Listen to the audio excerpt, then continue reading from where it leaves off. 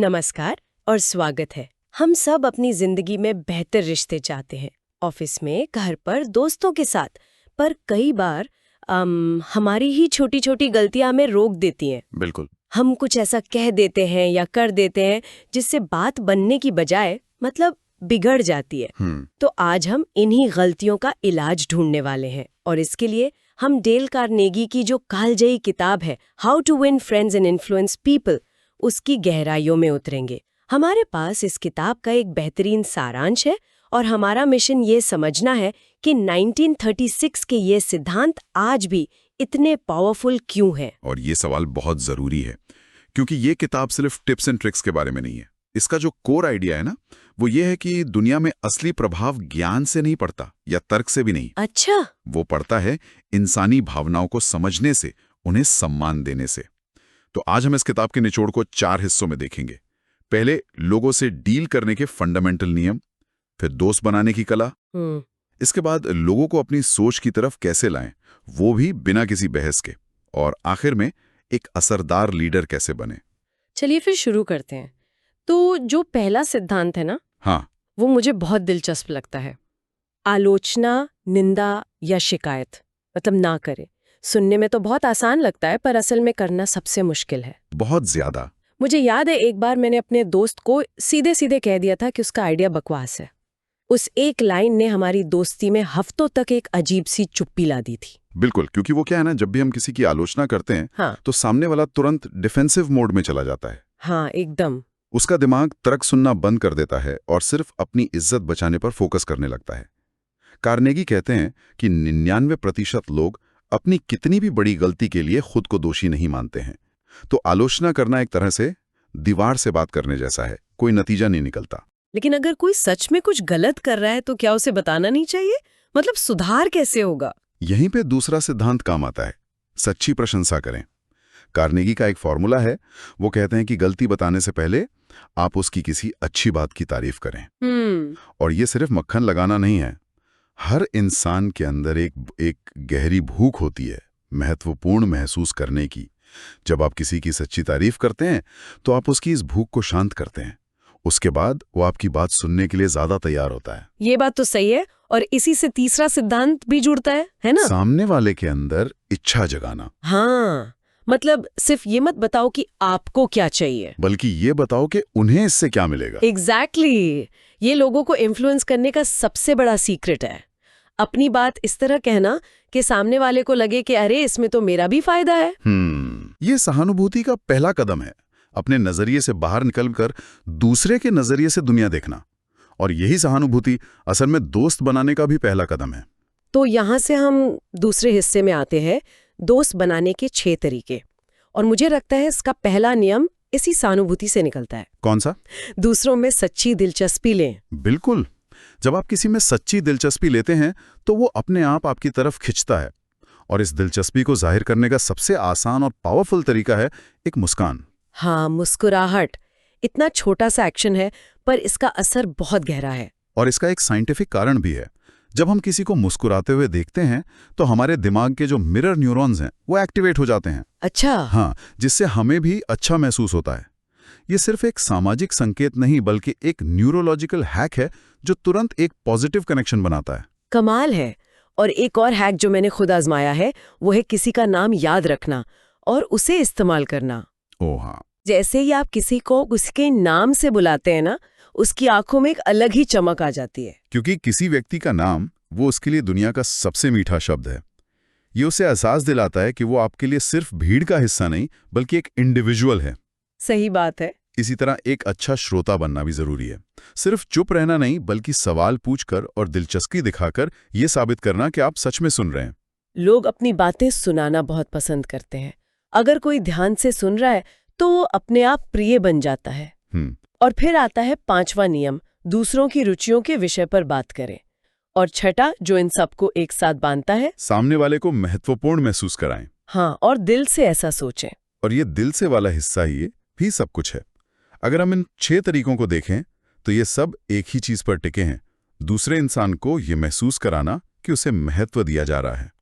ये तकनीकें तभी काम करती हैं जब वो सच्ची हों।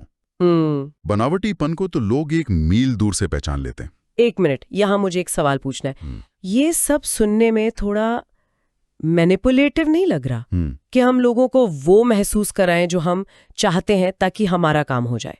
खासकर जब हम तीसरे हिस्से पर आते हैं, लोगों को अपनी सोच की तरफ मोड़ना। ये एक बहुत जरूरी सवाल है और बहुत से लोग कार्नेगी को इसी नजर से देखते हैं।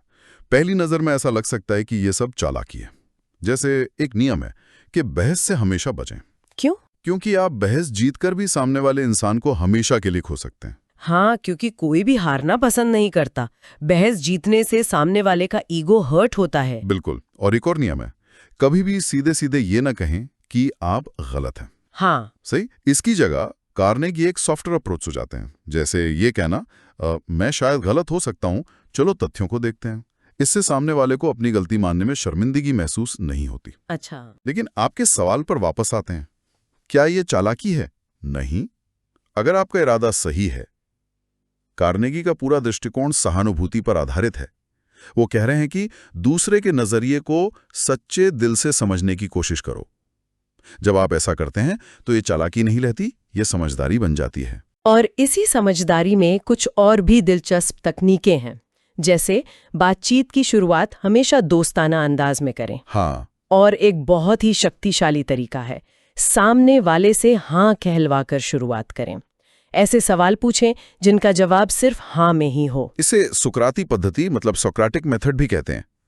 जब कोई व्यक्ति आपके साथ बार बार हाँ में सहमति जताता है तो वो मनोवैज्ञानिक रूप से आपके मुख्य सुझाव को स्वीकार करने के लिए ज्यादा तैयार हो जाता है। मतलब आप एक तरह से असहमति के रास्ते बंद कर रहे हैं। हाँ, और सहमति का एक मोमेंटम बना रहे हैं। तो ये सिर्फ हाँ कहलवाना नहीं है, बल्कि सामने वाले के सोचने की प्रक्रिया को धीरे धीरे अपनी दिशा में लाना है। प्रिसाइसली। और एक और कमाल की तकनीक है, सामने वाले को ये महसूस होने दें कि विचार उसी का था। अरे वाह! जब किसी को लगता है कि आइडिया उसका अपना है तो वो उसे बचाने और लागू करने के लिए जी जान लगा देता है। और मुझे एक और बात बहुत पसंद आई, तर्क के बजाय कहानी या उदाहरण से समझाएं। लोग आंकड़ों और तर्कों को भूल जाते हैं, लेकिन कहानियां हमेशा याद रहती हैं। हाँ, कहानियां सीधे भावनाओं से जुड़ती हैं। बिल्कुल। कहानियां अमूर्त विचारों को ठोस और यादगार बना देती हैं। ये संवाद का सबसे शक्तिशाली रूप है। तो आप देख सकते हैं, ये तकनीकें तभी मैनिपुलेटिव हैं जब आपका इरादा किसी को धोखा देना हो। अगर आपका इरादा मिलकर कोई समाधान निकालना है तो यही तकनीकें सहयोग का सबसे अच्छा जरिया बन जाती हैं। ठीक है, अब आते हैं हमारे आखिरी खंड पर, नेतृत्व की कला। एक अच्छा लीडर कैसे बने जो टीम से काम भी करवाए, उन्हें सुधारे भी और उनका मनोबल भी टूटने ना दे। ये किसी भी मैनेजर के लिए सबसे बड़ी चुनौती है। और यहाँ कार्नेगी का दृष्टिकोण पूरी तरह से मानवीय है। ये प्रेरणा पर आधारित है, डर पर नहीं। ये उन लीडर्स के लिए है जो हुक्म नहीं चलाना चाहते, बल्कि लोगों को प्रेरित करना चाहते हैं। बिल्कुल। इसका पहला नियम तो वही है, हमेशा प्रशंसा से शुरुआत करें। ये उस क्लासिक प्रेज सैंडविच जैसा है, पर क्या ये आज भी काम करता है या लोगों को ये बनावटी लगने लगा है? ये बनावटी तब लगता है जब प्रशंसा झूठी हो। कार्नेगी का मतलब एक फॉर्मूले से नहीं, बल्कि एक सच्ची मानसिकता से है। किसी की गलती बताने से पहले ईमानदारी से उसके किसी अच्छे काम को याद करें और उसकी तारीफ करें। तो आपकी आलोचना एक हमले की तरह नहीं लगती? हाँ, एक मदद की तरह लगती है। दूसरा, गलती की तरफ सीधे उंगली उठाने के बजाय विनम्रता से ध्यान दिलाएं।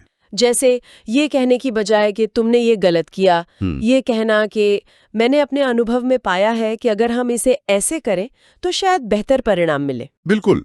और एक बहुत जरूरी बात, आदेश देने के बजाय सवाल पूछें। ये काम करो की जगह कहें, क्या आपको लगता है कि ये तरीका काम करेगा? इससे सामने वाले को लगता है कि वो भी फैसले का हिस्सा है। एग्जैक्टली।